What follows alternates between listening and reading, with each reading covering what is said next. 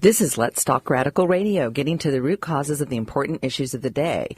This on-the-air community forum believes your voice matters and welcomes all thoughts and views without judgment. Please join today's conversation by calling 415-663-8492 or tweet us at Let's Talk on KWMR. And your hosts today are Robin Carpenter leading our conversation, Mary Frank answering the phones, and I'm Paul Raffel.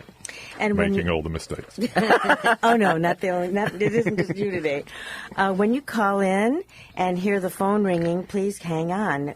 When you hear me say you're on the air, please give us your first name, turn down your radio, and please watch your language.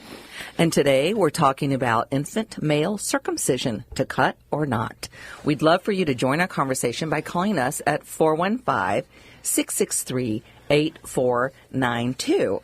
And as the mother of a boy, and just to be perfectly frank and upfront, I'm very anti-circumcision. I thought it would be an excellent topic to talk about.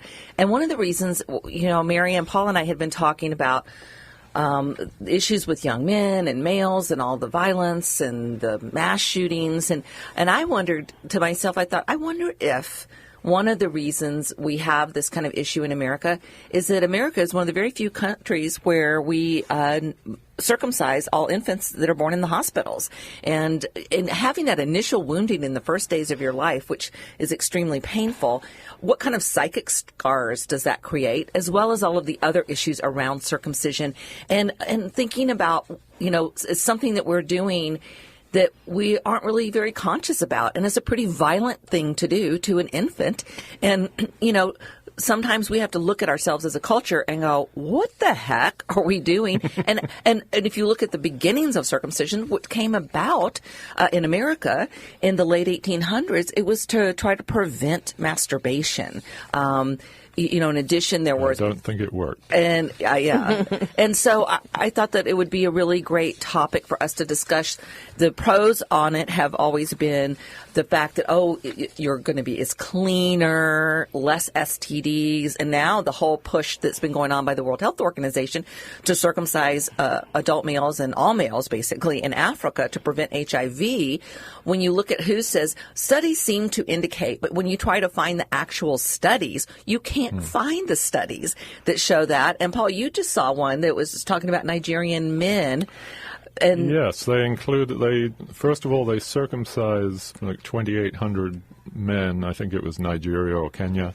And they included them in the study as to whether it decreased the incidence of HIV. And my guess is that men who have been circumcised, are not probably going to be indulging in sex anytime soon. So, yes, that was...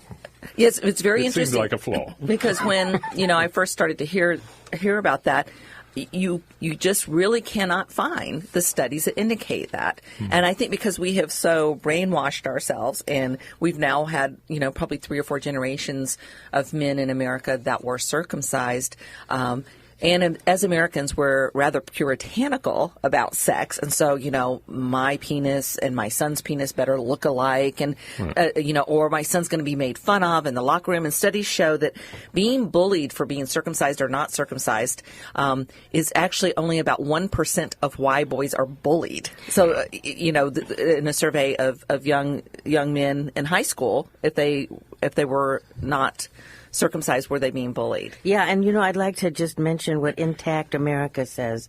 This is the anti-circumcision, the gold standard of anti-circumcision organizations.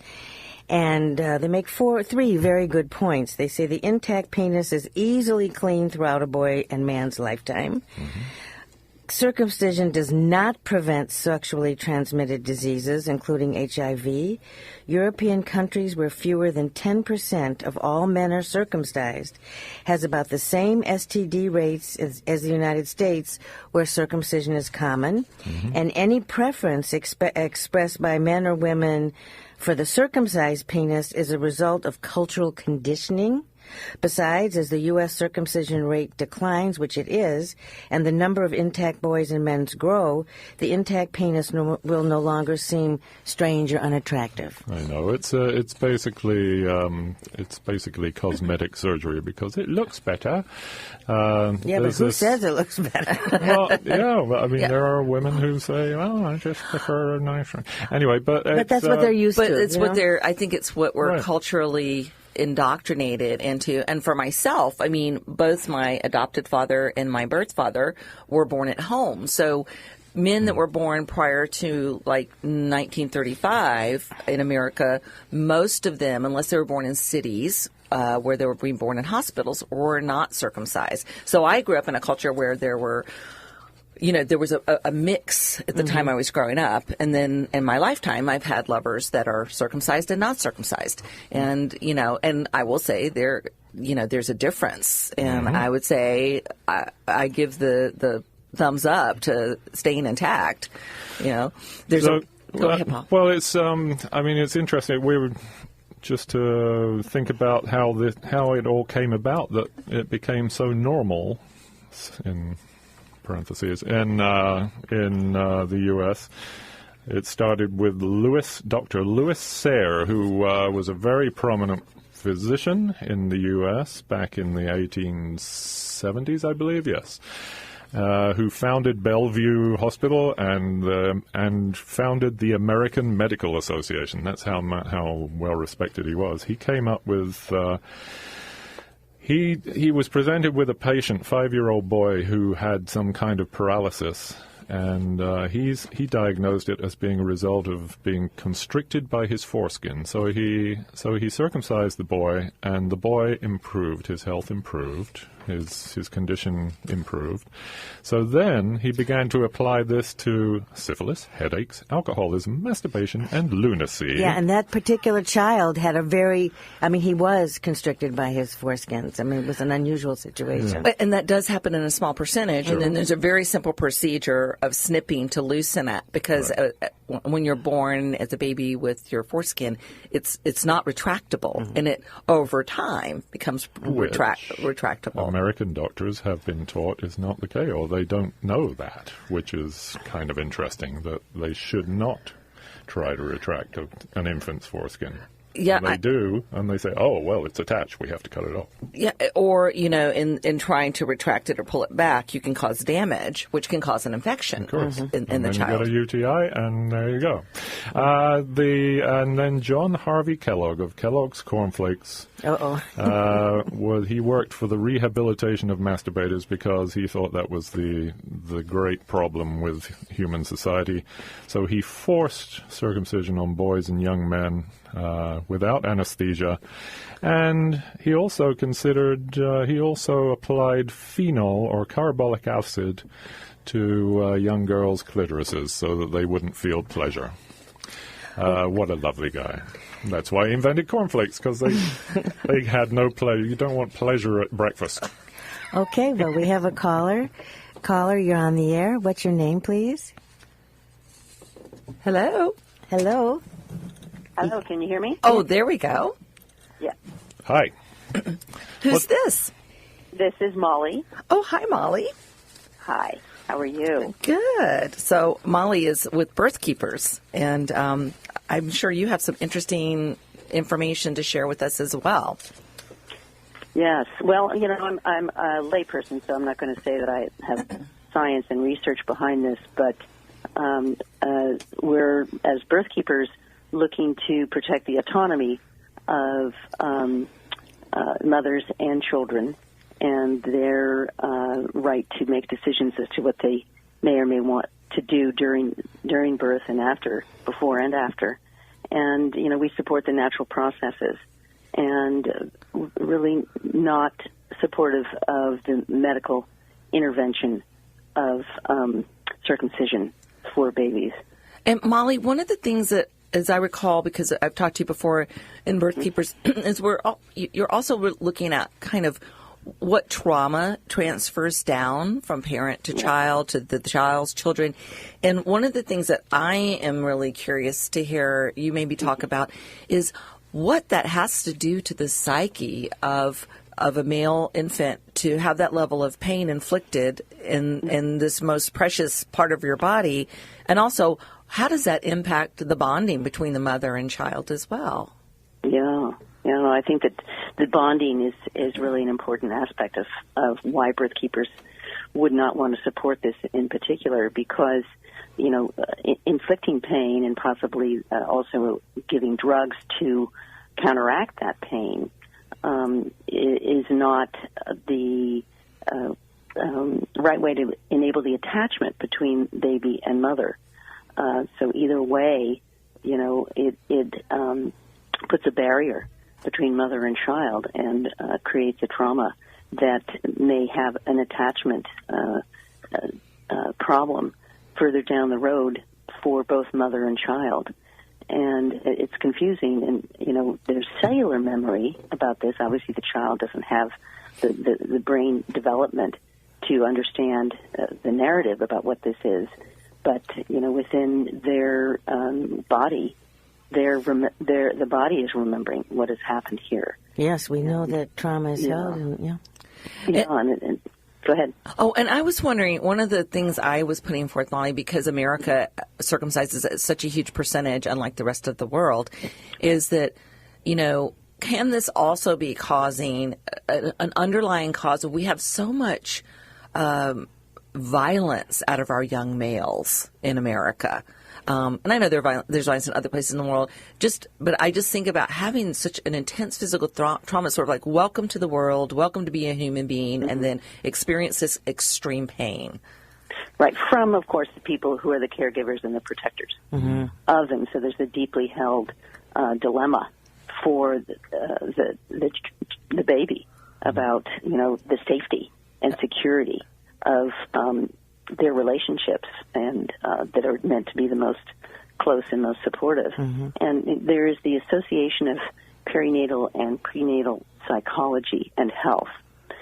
And there's quite a bit of research, and they've done it over so many years.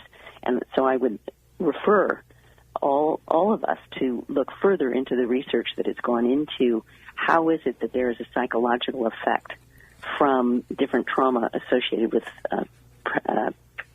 pregnancy, birth, and postpartum. And they call that the primal period, from first conception to the year after. And there's not quite enough attention looked at what happens to baby and mother in this mother-baby bond that is so essential for the health and the psychological health of the child.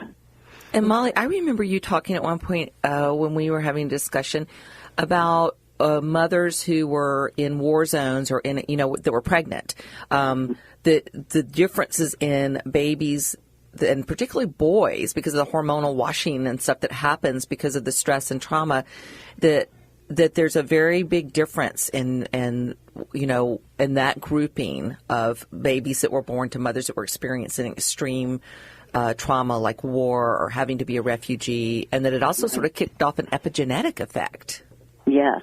Yeah, and that's what epigenetics could be called, the cellular history and the cellular memory, because actually the environment affects how the expression of the cells and of the body, and doesn't change the DNA, but it changes the expression of the DNA. So it is inheritable, and that's what happens when a mother may be pregnant in a war zone.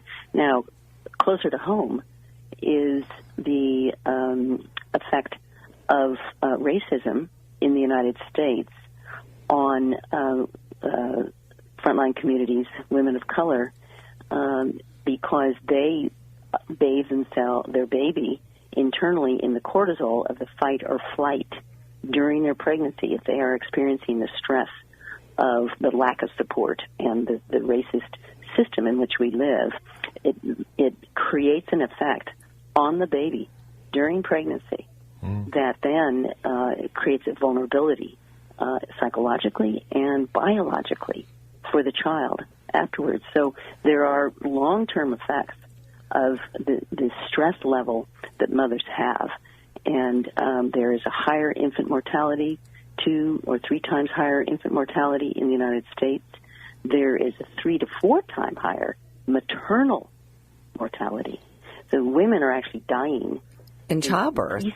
In childbirth, which is really unusual, isn't it, for a country that's a developed country? Yeah, who of course is spending the most money on birthing. So there's a very, very difficult dilemma here in the United States with a rising rate of maternal mortality.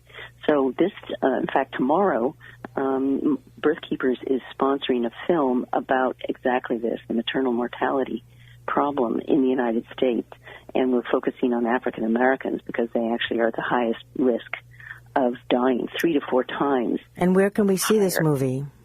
Yeah, so that's tomorrow night at the East Side Arts Community Center in East Oakland at 2277 International Boulevard. And at what time?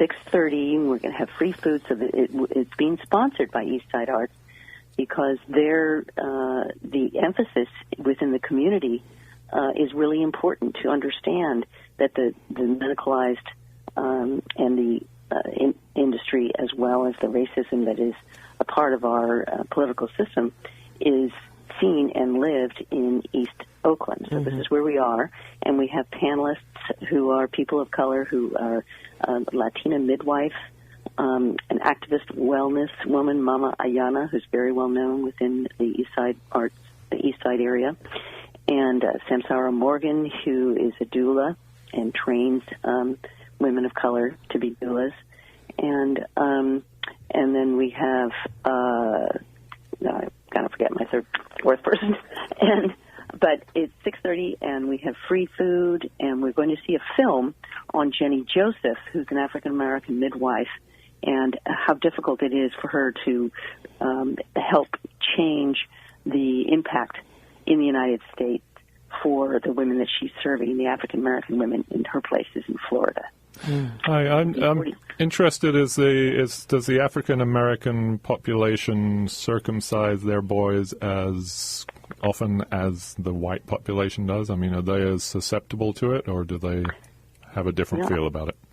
Yeah, I'm sorry, I don't know the exact answer. I would anticipate that it is the comparable level. I can remember when I was growing up that what sort of made the shift from circumcision and not circumcision, growing up in the Deep South where it's more rural, and for a longer period people were being born at home and not in hospitals. Right. And it seemed then that it was being born in a hospital was the key indicator, and that growing up that more African Americans would be having their babies at home rather because they couldn't afford the hospitals.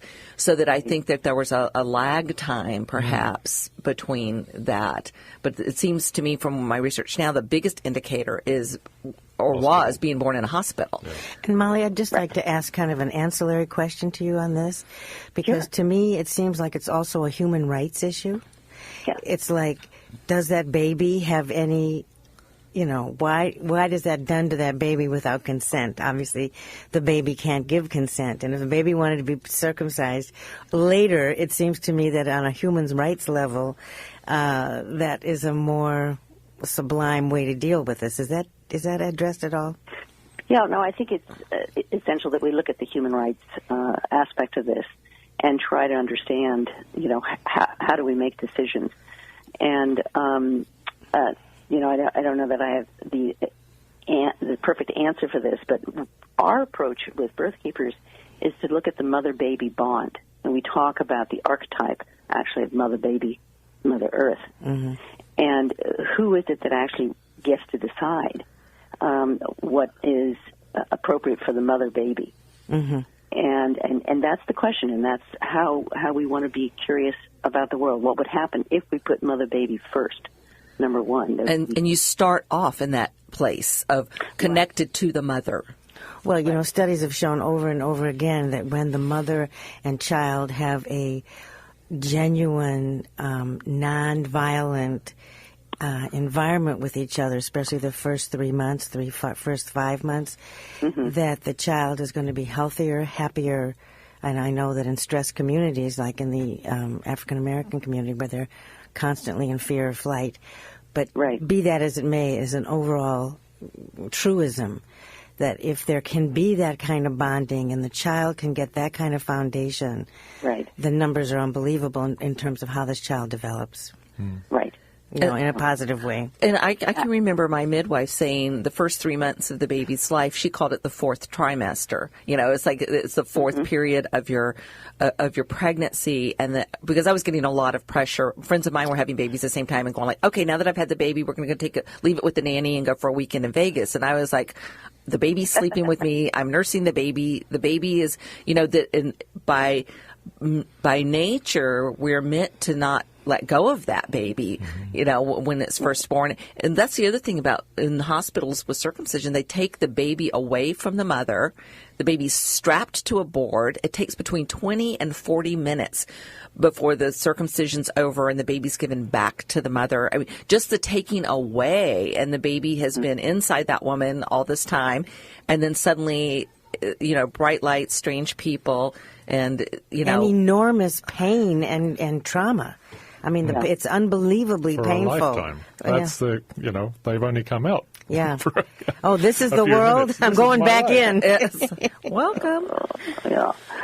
Well, thank you so much, Molly, for sharing your insights. And thanks for all the work that Birth Keepers is doing. Yes, and thanks for telling us about the film tomorrow night. I hope many people show up there. Thank you so much. 6:30. Thank you for having me. You bet. Bye.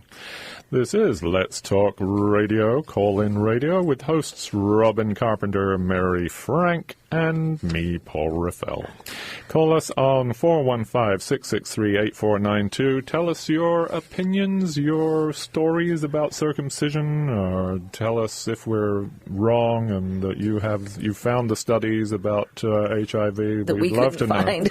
You can also tweet us at Let's Talk on KWMR with your thoughts and opinions. Yeah, I think that, you know, looking at circumcision in several ways. First of all, a human rights issue, taking away a part of the body that you were born with. There has to be a reason for it. And the extreme pain. And secondly, what that is doing, not only physically, but emotionally, and creating that early trauma. And what that does, and looking at what a violent culture we are, the high suicide rates among our young men, the guns, the shooting, you know, that has to be a little bit of a piece of it. What about the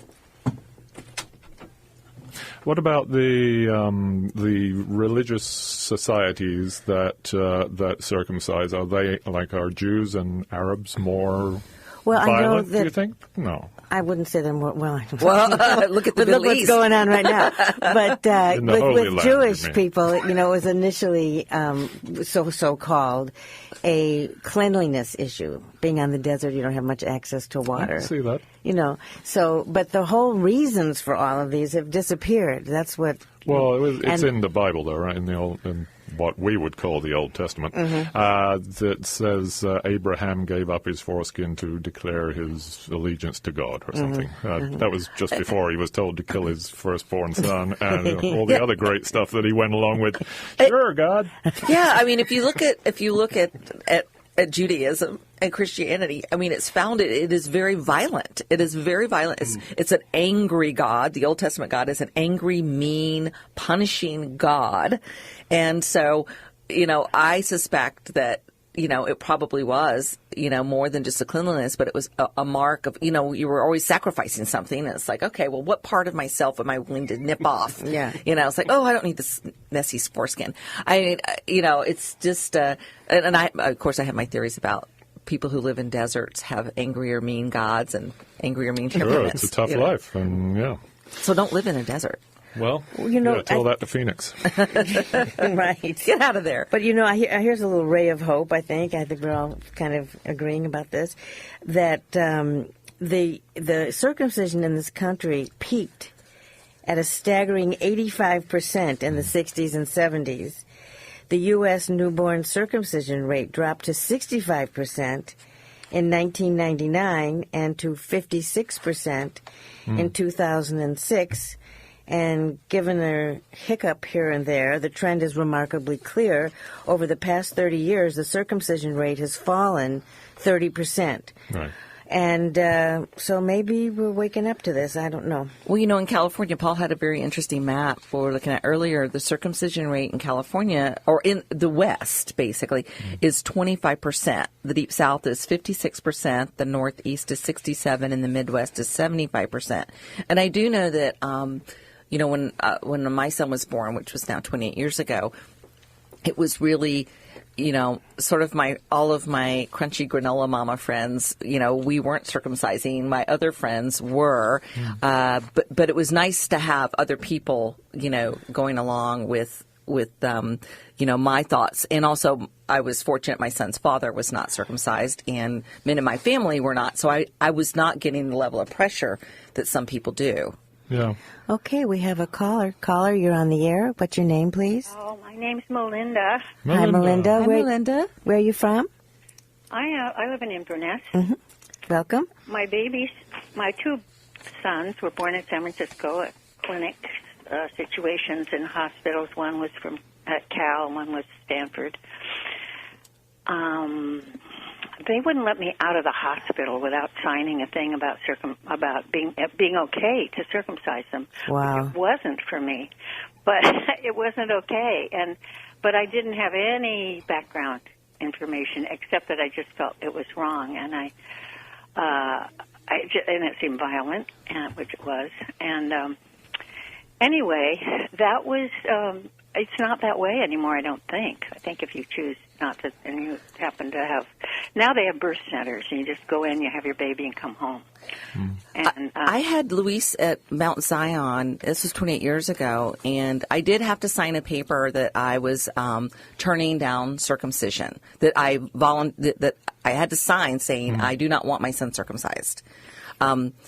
So that, I don't know if that's still around that you do that. I also had to sign because I didn't want him to have the silver nitrate or whatever they put in their eyes and a few other things that I didn't want. So, and that was just 28 years ago, but I'd be very curious because I've heard stories like that as well, that you basically, they were pushing me to have him circumcised. Yeah, that it was going to hurt the child, and you were being a terrible mother, and it would be a terrible burden for them to have to clean themselves up. Yeah,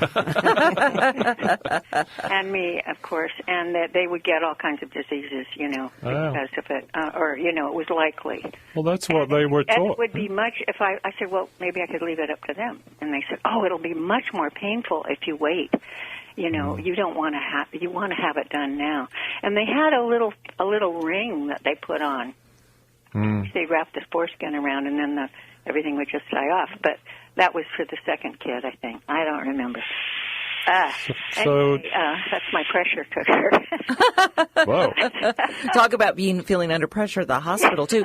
And that's very interesting. My guess, too, Melinda, is that in the places like the Midwest where you see those really high circumcision rates, I'm betting that the hospitals are really putting pressure on. The other thing is it was my midwife and my obstetrician who was into midwifery and natural childbirth. They were the ones that taught me how to care for a child that's not circumcised, because my pediatrician was like, well, you're supposed to start pulling the foreskin back and retracting it. And I was like, no.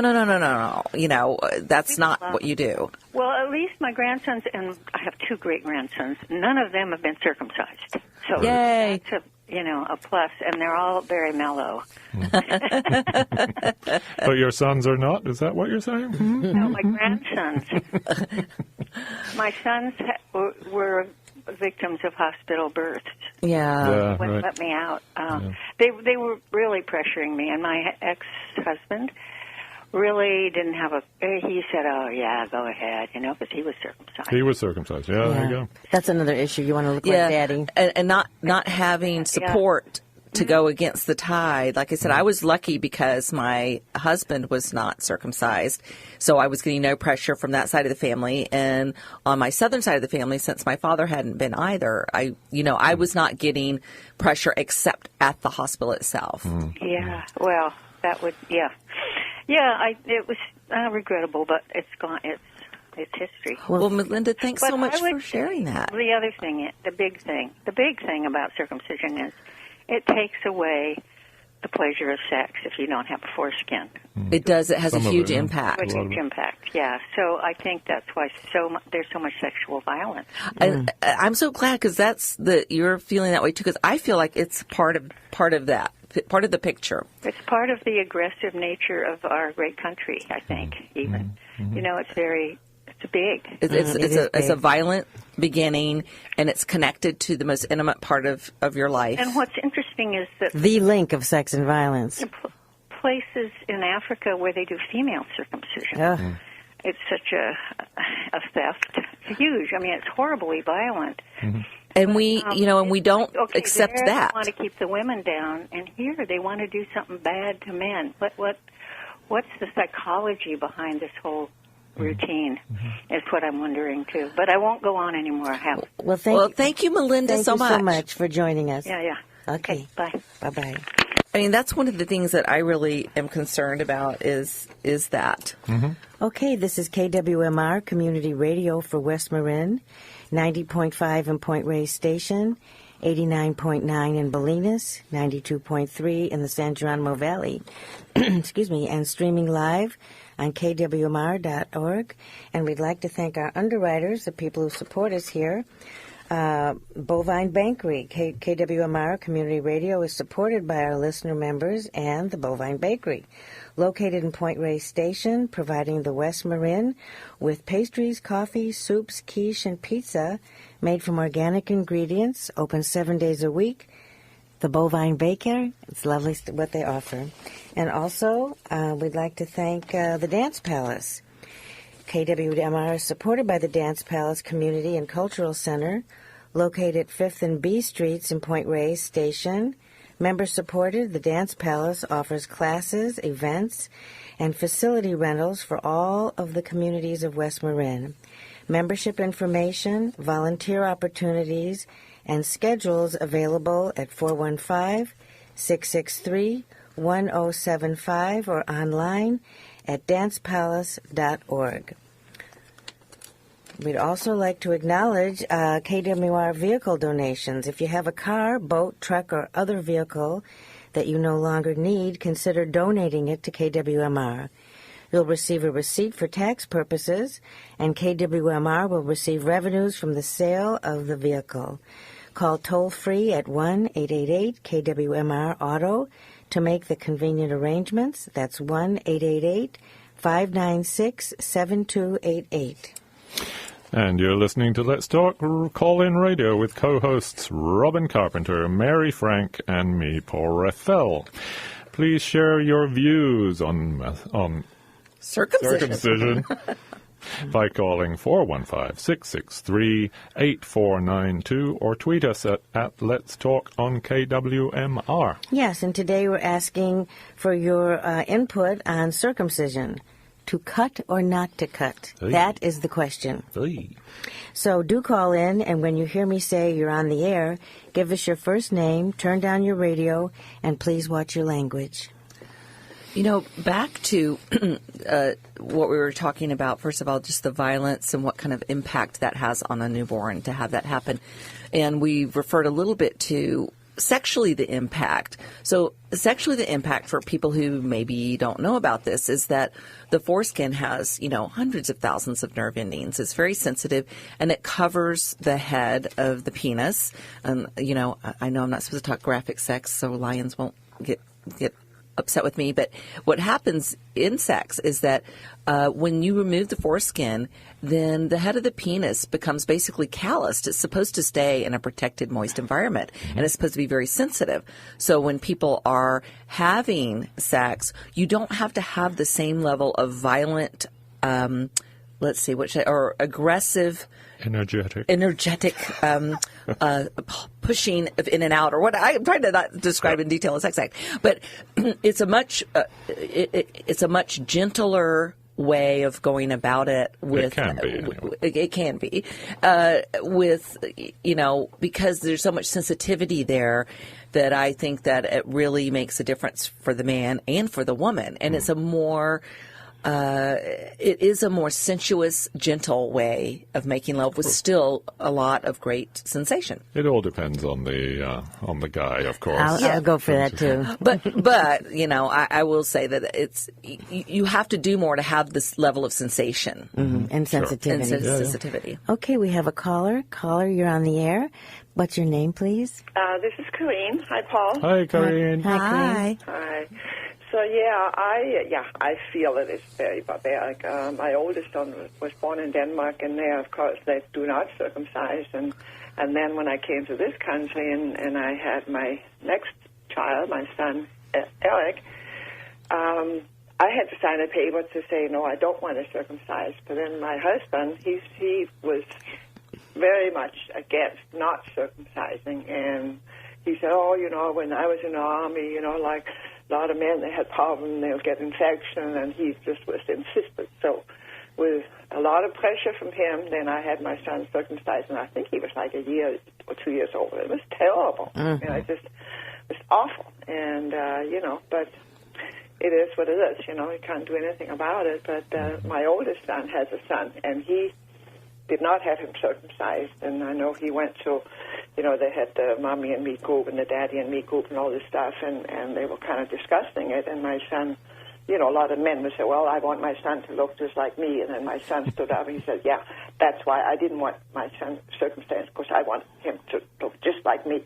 You know, he's very proud of being able to say that, you know. Good. So, Yeah. So anyway, yeah, I think it's a strange. I mean, when I came to this country, I thought it was the strangest, you know, thing that they did that. You know, I just. Yeah, to do it routinely without religious reasons or whatever. Yeah, I mean, I had to sign a paper and say, you know, I don't want it, and it was like, you know, very. I mean, it's very kind of dogmatic. You know, well, this is what you do here, you know, in this country. I said, well, I don't want it done. But then, of course, it was done later anyway, so. You know, then they still use the same reasoning of it'll help prevent sexually transmitted diseases. It's, you know, it's cleaner. It prevents infections. And when you really dig into the studies, that is untrue. Even the World Health Organization started this massive circumcision campaign where over 3 million men now, grown men, have been circumcised in Africa, saying that it'll help prevent HIV. But then when you look at the numbers in the studies, you don't find that to be the case. So, yeah, the propaganda, as you were saying, and the push and the pressure to do it it was one of the real reasons I think it happens as much as it does in America. And you know, the doctors were very much educated that it's not painful. Dr. Christian Northrup, who I think is a brilliant doctor and visionary in the medical field, she said that in medical school, this is quoting her now, I was taught that babies couldn't feel when they were born and therefore wouldn't feel the circumcision. She explains, why was it then when I strapped their little arms and legs down on the board called a circumstraint, they were often perfectly calm, and when I started cutting their foreskin, they screamed loudly with cries that broke my heart.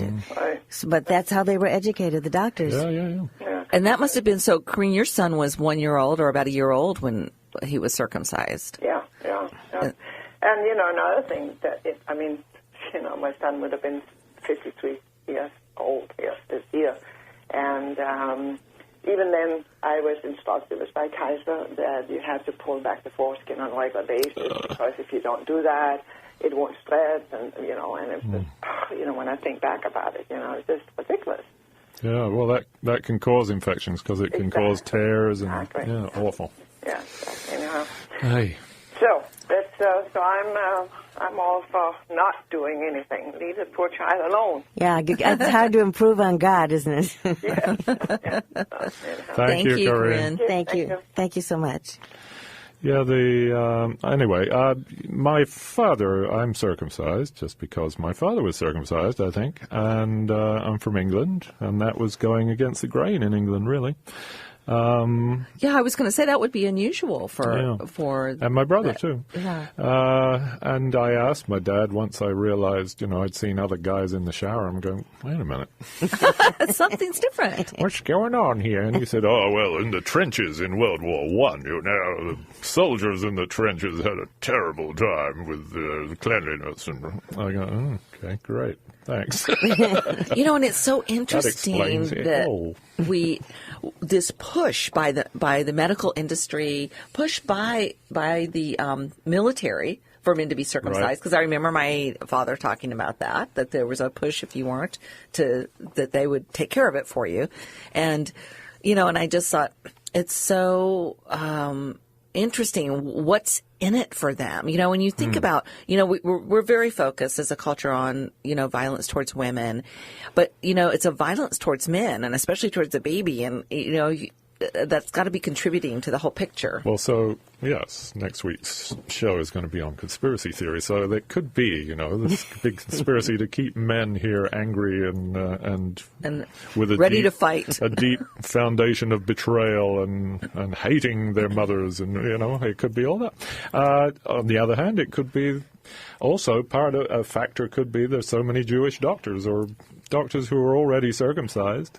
Like, why would they fight to not circumcise men? All kinds of theories we could be floating come up here. with. Well, because I was thinking, is somebody making money off of this, or is it just the thing of what they look like and what It's that, but it's also a surgery, so they're getting paid for it. And Medicare used to cover it. I don't know if they do in all states anymore. Medicaid used to cover it, so even the poorest mothers, they wouldn't have to pay for it. So I think we should petition to have that stopped, because why should we be paying for a sadistic cosmetic surgery for a baby boy?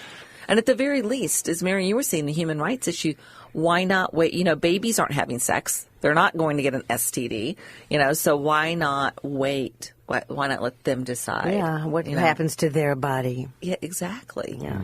And at what point do we, when you have the World Health Organization, and I don't know if you've seen any of the ads when I was doing a little research for the show, the ads that they've got, they put these big posters up above urinals in Africa with beautiful women, and they're looking down like as if they would be looking down at your penis, and they're looking down and they're going like, you're not circumcised?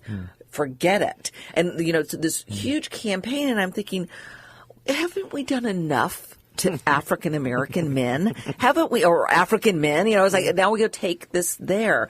That it's going to, I don't know. It's just, it's disturbing. Like a grand experiment on another country. It's what America's good at. We do these huge experiments, see what happens, and all the European countries already know that it doesn't help with preventing STDs.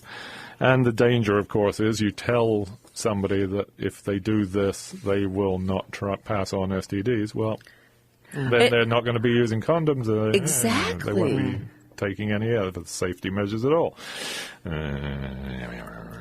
It's the bumper stickers again. So there is an organization here that I have donated to every year. They changed their name. They were called NOCIRC, which stood for the National Organization of Circumcision Information Research Centers. Oh, that's a mouthful. And so they retired that name this year, and now they've adopted the name Genital Autonomy America. And they're out of San Anselmo. But so they have, I think their website is still NOCIRC. NOCIRC. But they put out a lot of really excellent information as well, and have different groups of doctors speaking to, what the facts are. So that's a great thing. And also the nice thing on the website is they talk about exactly, what an intact penis is like, why you're not supposed to be pulling it and trying to retract it.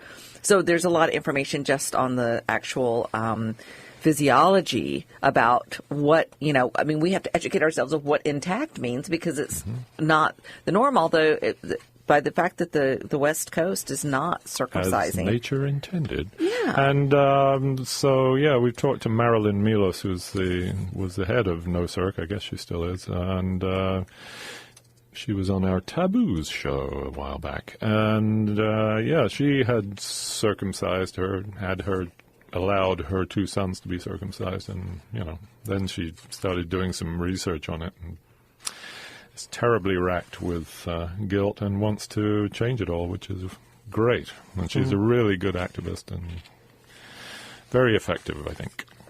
And I just think, too, I still...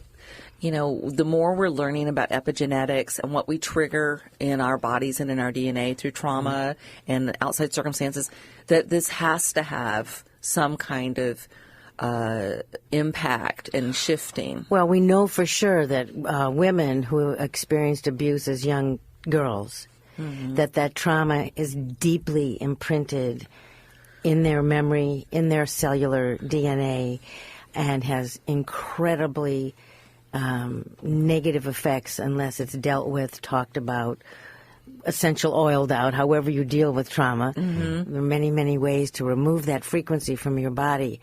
But it's hard to imagine a more violent, more abusive act than genital mutilation. I mean, yikes. And the fact that it's still shocking to me that we don't see, and we don't demand clear studies.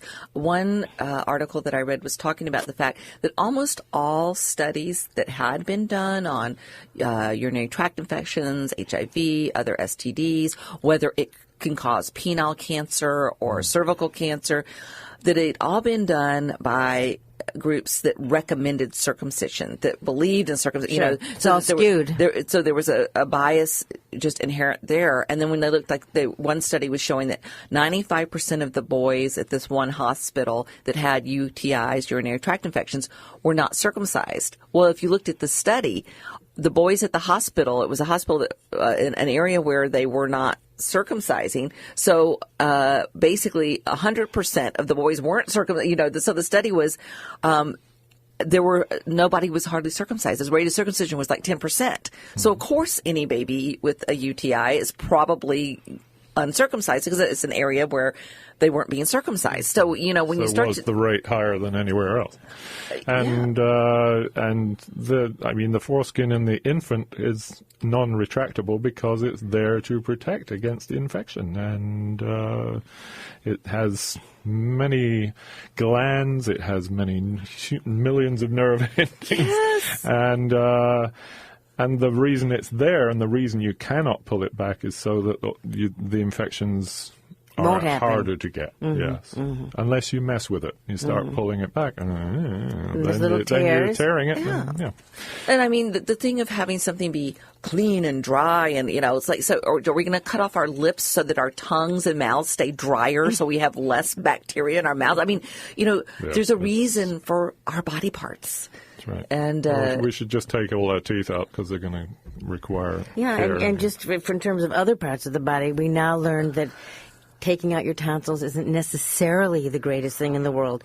Taking out your appendix isn't necessarily the greatest thing. So hopefully we're going to come around to this. Well, yeah, they used to say, you don't need your appendix, you don't need your tonsils, you don't need your adenoids. And then they discovered, they did this for the immune system, or they did that, and blah, blah, blah. They actually serve a purpose. What do you know? And, the appendix now, they find that the appendix has been one of the things that really helps the human microbiome in the gut, that they think the appendix was there to be a storehouse of when you get an infection or something that kind of messes up things, the appendix can release the good bacteria back in. It helps repopulate. So we're finding out, guess what? There really is a reason for they were made our body parts. Yeah. It wasn't just a vestigial organ, as they always called it when I was being taught about it in biology. This is KWMR's call-in show, Let's Talk, with co-hosts Robin Carpenter, Mary Frank, and I'm Paul Raffel. To join the conversation, please do call us at 415-663-8492.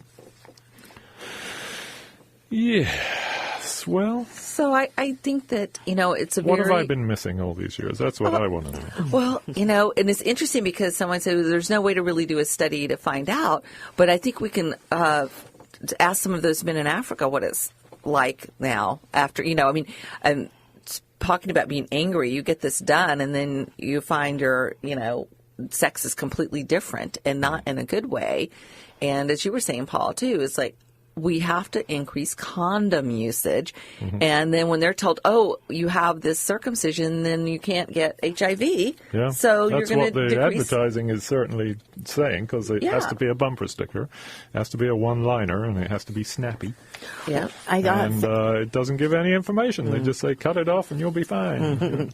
Well, I think it's interesting that, going back to Dr. Christian Northrup again, is that it's very clear that doctors are not encouraged to talk about this.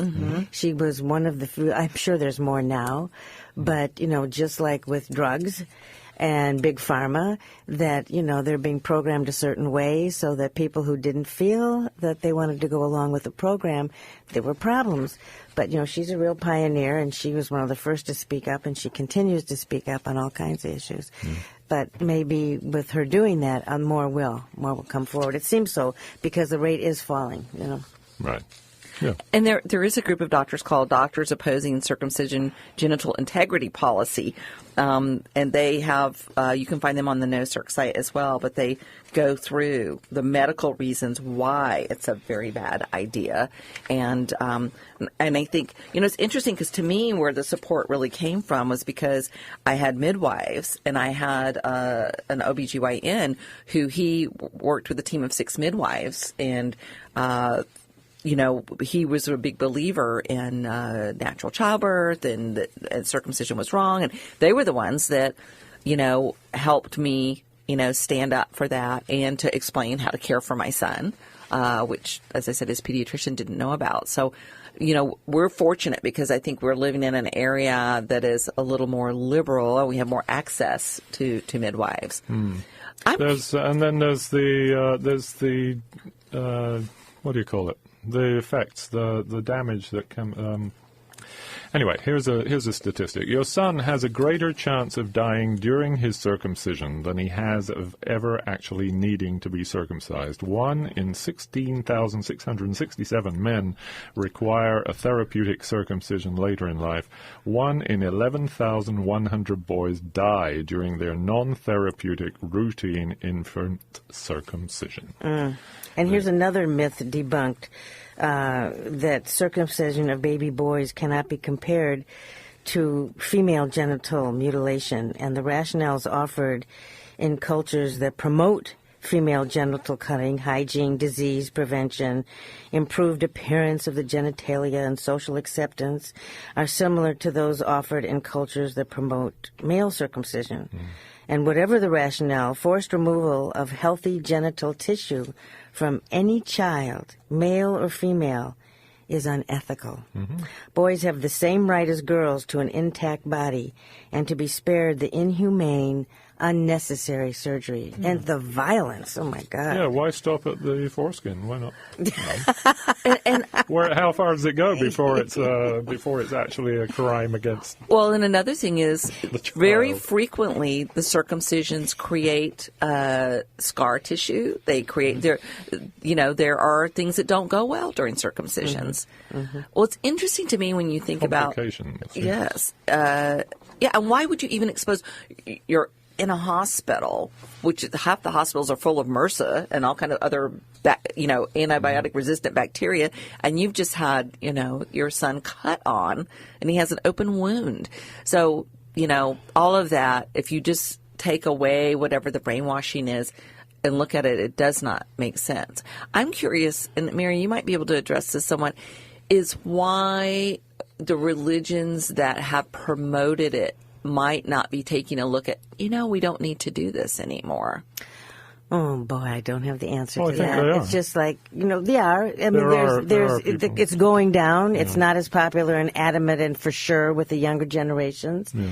But what the numbers are, I don't know. But I do feel that the younger people coming up are questioning it much more. Now, there is a group that's, and they use Moyles, but called holistic circumcision.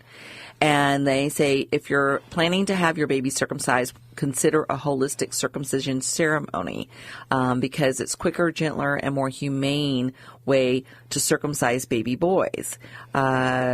And so even the British royal family has traditionally used a mohel to circumcise their sons, which a mohel is in the Jewish tradition, the person that comes to the house. And at the very least in that tradition, the baby is surrounded by loved ones. The mother's right there to be able to nurse the baby.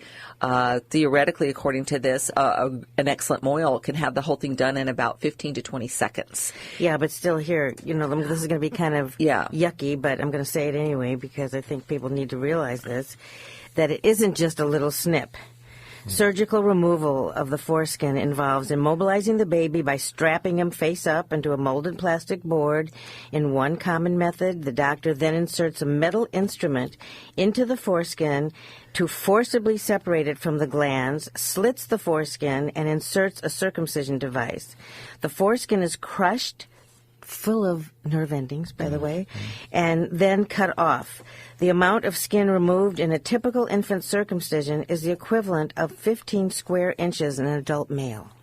That's not a little surgery. But what I'm saying is this group, Holistic Circumcision, just to bring another viewpoint, because we've had our very specific viewpoint ourselves, is that in holistic circumcision, the baby's being held by a parent, and the mohel, the way that they do this, the circumcision is different. It's quicker. It's quicker. They pull a little. They take off less foreskin. They pull. Oh, they do. And it's like over in 15 to 20 seconds.